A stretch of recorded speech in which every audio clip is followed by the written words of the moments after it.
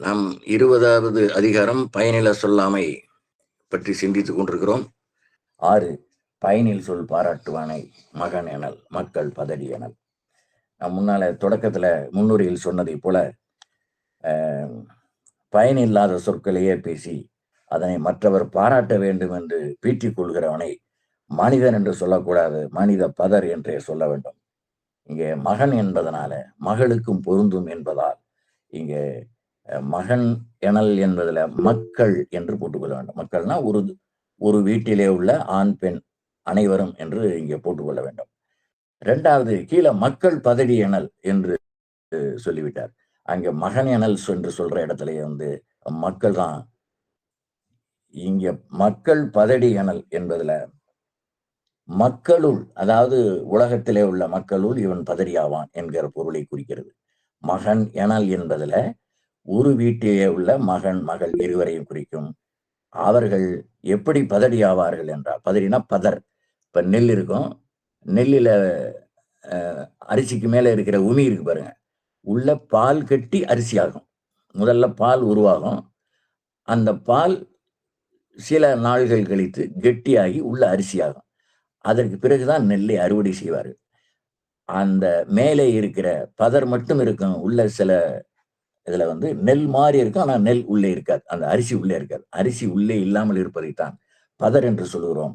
அதை திருவள்ளுவர் இங்கே பதடி என்று சொல்லுகிறார். பயனில் சொல் பாராட்டுவானை மகன் எனல் மக்கள் பதடி எனல். 7வது குறள் நயனில சொல்லினும் சொல்லுக சான்றோர் பயனில சொல்லாமை நன்று. நயனில பயனில.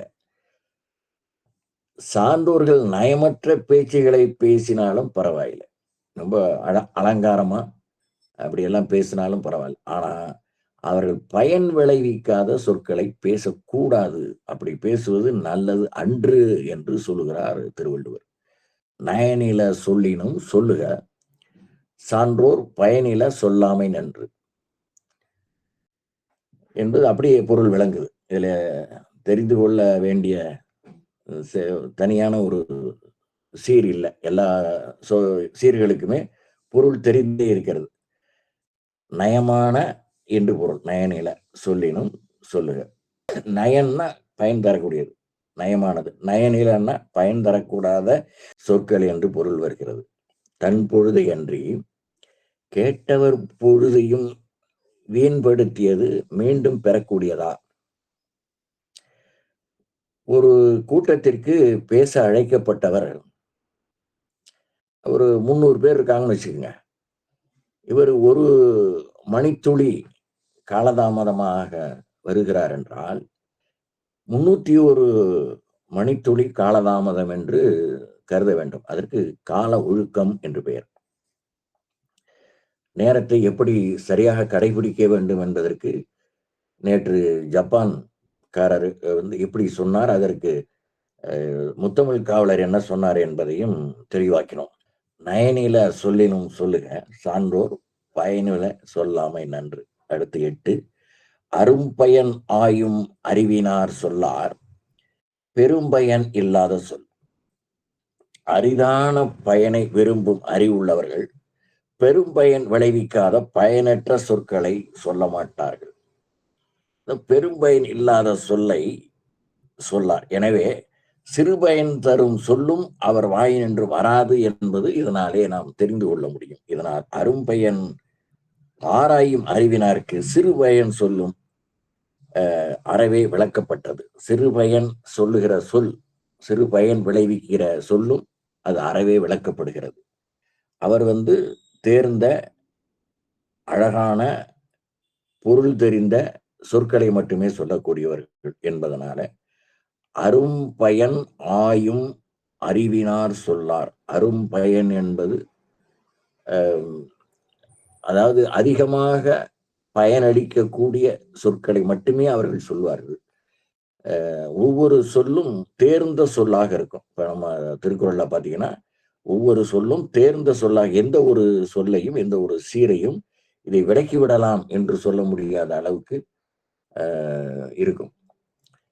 தீயவை தீயவைத்தலால் தீயவை தீயினும் அஞ்சப்படும் என்கிற குறளுக்கு அரச ஜன்மோகனார் என்பவர் தொல்காப்பிய உரை எழுதுகிற போது தீயவே என்று ஒரு பாடம் இருக்கிறது என்று எழுதியிருக்கிறார். தன்னுடைய குறிப்புரையில் இருக்கிறார். தீய தீயவை தீய பயத்தலால் என்பதை தீயவை என்பதை தீயவே என்று ஒரு பதிப்பில் இருக்கிறது. அது சரியாக இருக்கிறது என்பது போல எழுதியிருக்கிறார். அது பின்னால் வந்த அறிஞர்கள் அதற்கு சான்று இல்லை, அவர் எந்த சான்றை வைத்து சொல்லுகிறார் என்பது தெரியவில்லை என்பதனால அதை மறுக்கிறார்கள். அந்த அந்த பாட வேதத்தை எடுத்து விட வேண்டும் என்று. இந்த செய்திகளை எல்லாம் நன்றாக புரிந்து கொள்ள வேண்டும் என்பதற்காக சொல்கிறேன். ஆனால் பாவாணர் அதை சரி என்று சொல்வதை போல எனக்கு தெரிகிறது. அவருடைய பாடத்துல அவர் தீயவே என்று எழுதுகிறார். தன்னுடைய பதிப்புல தேவநேய பாவாணர் தீயவை என்பதை தீயவே என்று எழுதுகிறார். அதெல்லாம் அது மாதிரி மாற்றக்கூடாது, ஒரே மாதிரி இருக்க வேண்டும். திருக்குறள் என்றால் ஆளுக்கு ஆளு ஒரு சீரையோ அல்லது ஒரு எழுத்தையோ மாற்றினால் அது பிழைபட நேரும் என்பதனால அதை தவிர்த்து விடுங்கள் என்று பின்னால் வந்த அறிஞர்கள் எல்லாம் சொல்லி இருக்கிறார்கள்.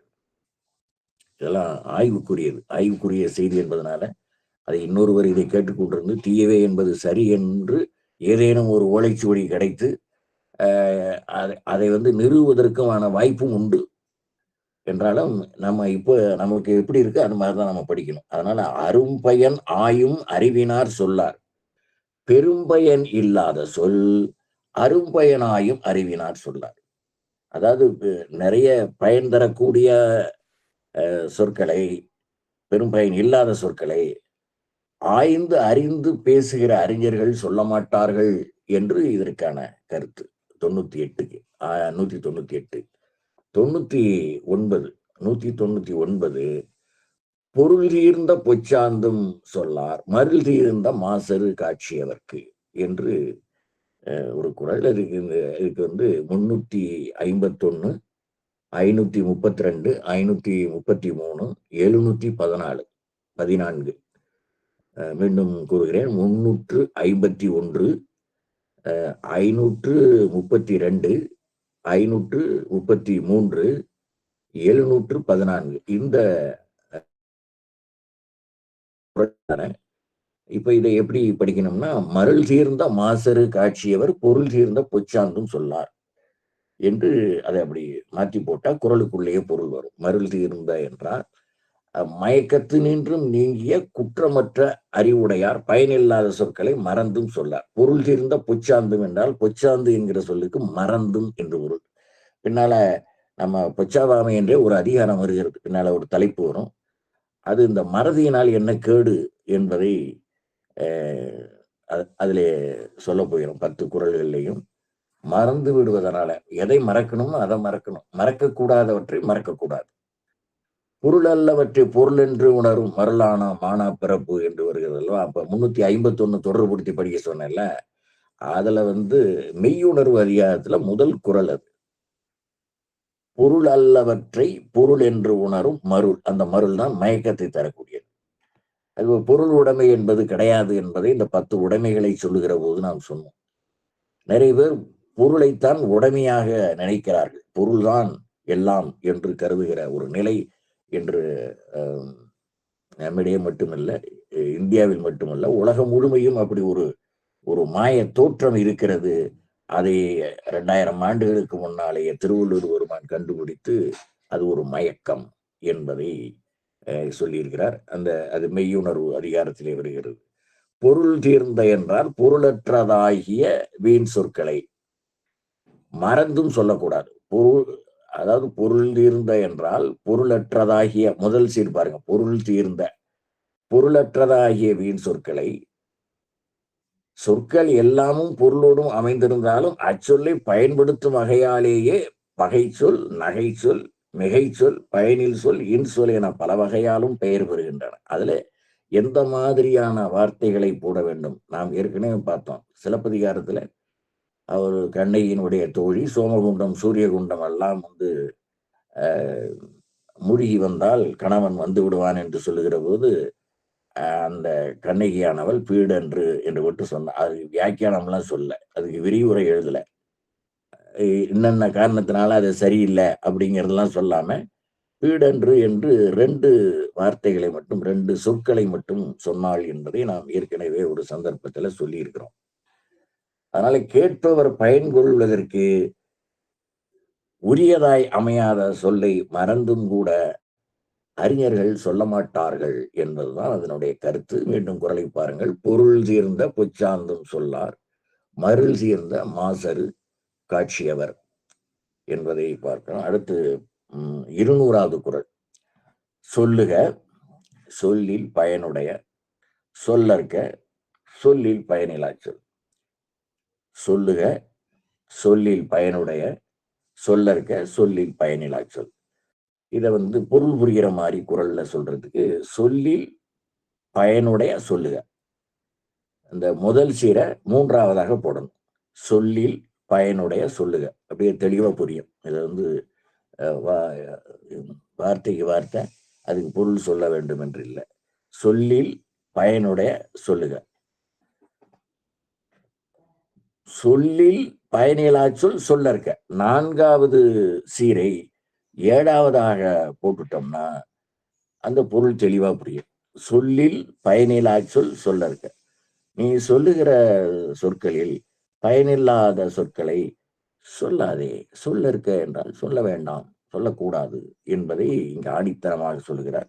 ரொம்ப எளிமையான பொருள். இதுல சொல்வதானால் பயனுள்ள சொற்களையே சொல்லுக, பயனற்ற சொற்களை எங்கும் எவரிடத்தும் சொல்லாதே என்பதுதான் சொல்லுக சொல்லில் பயனுடைய சொல்லற்க சொல்லில் பயனிலாச்சொல். ஒருவருக்கு ஒன்றை சொல்ல வேண்டும் என்றால் சொல்லும் அச்சொல்லில் பயனுடைய சொல்லுக. கல்லாதவரும் நனி நல்லர் என்று ஒரு குறள். அதாவது 41வது அதிகாரத்துல 3வது குறள் கல்லாமையில. அதாவது சொல்வன்னை உண்டெனில் கொன்னே